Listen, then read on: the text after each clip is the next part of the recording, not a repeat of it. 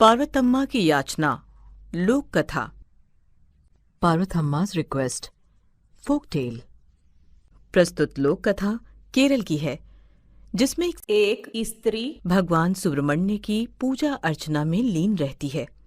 उसकी प्रार्थना है कि भगवान सुब्रमण्य उसे दर्शन दें। Presented folk tale is from Kerala, in which a woman is engaged in the worship of Lord Subramanya. She prays to Lord Subramanya to visit her. बहुत पुरानी बात है। दक्षिण भारत में केरल के तालमगोडु गांव में पार्वतम्मा नाम की महिला अपने पति रामकुट्टी के साथ रहती थी। रामकुट्टी राज दरबार का कर्मचारी था। राज दरबार में कार्यरत होने के कारण वह बहुत व्यस्त रहता था।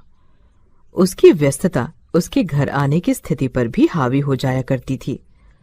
अर्थात रामकुट्टी घर कब आएगा, यह कह पाना भी असंभव सा जान पड़ता था। घर पर अकेले रहने के कारण पार्वतम्मा का अधिकतर समय भक्ति साधना में व्यतीत होता था। वह सदा भगवान सुब्रमण्य की भक्ति में लीन रहती और भगवान से याचना करती, हे प्रभु, आप मुझ अभागी को कब दर्शन देंगे? मेरे द्वारा बनाए गए प्रसाद को ग्रहण करने मेरे घर कब आएंगे? एक दिन पार्वतम्मा प्रतिदिन की भांति भगवान की पूजा अर्चना कर रही थी। तभी मंदिर का पुजारी भगवान की मूर्ति के पीछे आकर छिप गया और बोला, हे भक्तिन, मैं तुम्हारी भक्ति से बहुत प्रसन्न हूँ। मैं तुम्हारी याचना स्वीकार करता हूँ। आज के सूर्यास्त के समय मैं तुम्हें दर्शन दूंगा। परमात्मा की आवाज सुनकर पार्वतम्मा बहुत प्रसन्न हुई। वह उसी समय अपने घर की ओर चल दी। घर जाकर पार्वतम्मा भिन्न भिन्न प्रकार के स्वादिष्ट भोजन बनाने की तैयारी करने लगी। कुछ देर बाद पार्वतम्मा ने सभी व्यंजन बनाकर तैयार कर लिए। अब वह भगवान सुब्रमण्य की प्रतीक्षा करने लगी। तभी उसके कानों में एक आवाज आई, जय सुब्रमण्य, जय सुब्रमण्य। आवाज सुनकर पार्वतम्मा घर से बाहर आई। उसने देखा कि बाहर एक भिक्षुक खड़ा है। पार्वतम्मा को लगा कि सुब्रमण्य स्वामी वेश बदलकर दर्शन देने आए हैं। वह उनसे बोली, पधारिए पधारिए स्वामी जी, मेरी तो भाग्य ही खुल गए। आपके दर्शन पाकर मैं धन्य हो गई। यह सुनकर भिक्षुक बोला, देवी, मैं एक साधारण भिक्षुक हूँ। मैं भिक्षा लेने आया हूँ। पार्वतम्मा ने भिक्षुक की बातों को अनसुना किया और उसे घर के भीतर ले गई। भिक्षुक को पार्वतम्मा ने एक आसन पर बैठाया और पत्तल में भोजन परोसा। भिक्षुक आनंद लेकर भोजन करने लगा और पार्वतम्मा भजन गाने लगी। सूर्यास्त हो चुका था। चारों तरफ अंधेरा छा गया था। इसलिए पार्वतम्मा ने दीप जला दिए ताकि घर में फैला अंधकार मिट जाए। तभी बाहर किवाड़ पर खटखट हुई। पार्वतम्मा दरवाजे की तरफ दौड़ी। उसने देखा कि बाहर पुजारी भगवान सुब्रमण्य की वेशभूषा में खड़ा है, जो साक्षात भगवान सुब्रमण्य लग रहा है। पुजारी को सामने देखकर पार्वतम्मा को अपनी भूल का एहसास हुआ। उसने तुरंत भीतर जाकर उस भिक्षुक को घर की टांड पर छिपा दिया। टांड में पूरी तरह अंधकार था। अब पार्वतम्मा ने पुजारी को भीतर बुलाया। उसका आदर सत्कार करते हुए उसे भोजन परोसा। वह उनकी सेवा में पूरी तरह लीन थी। इतने में बाहर से घोड़े की टापों की आवाज आई। उसने किवाड़ खोलकर देखा तो उसका पति घोड़े से उतर रहा था।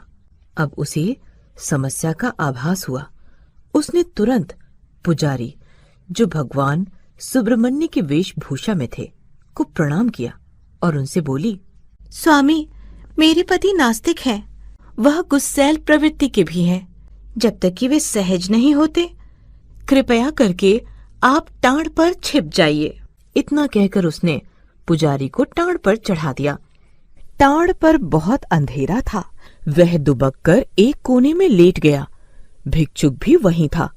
वह गहरी निंद्रा में था। पार्वतम्मा ने अपने पति को भोजन परोसा। ढेर सारा भोजन देखकर पार्वतम्मा के पति को अचंभा हुआ। उन्होंने कहा, आज कोई पर्व है जो भोजन में इतना कुछ बनाया है?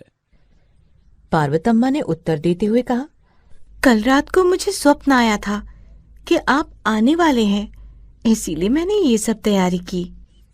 पार्वतम्मा के उत्तर से वे संतुष्ट हो गए। भोजन करने के बाद उनकी आंख लग गई। आधी रात के समय भिक्षुक को बहुत जोरों की प्यास लगी।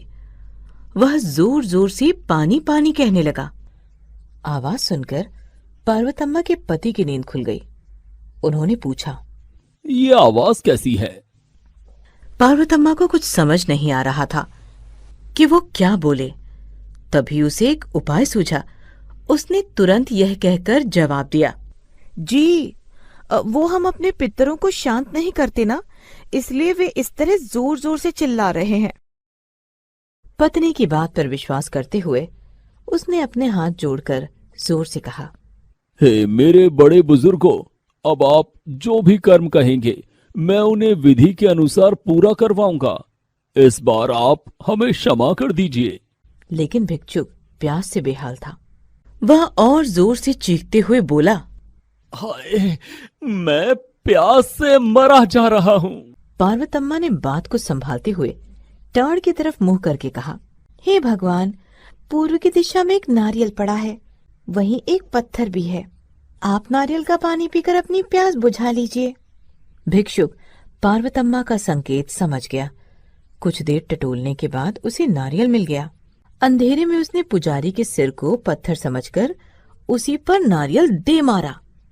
नारियल फूटा, साथ में पुजारी का सिर भी फूटा। पुजारी जोर जोर से चीखने लगा। दर्द से छटपटाते हुए अंधेरे में उसका हाथ भिक्षुक के हाथ पर जा पड़ा। दोनों आपस में लड़ने झगड़ने लगे।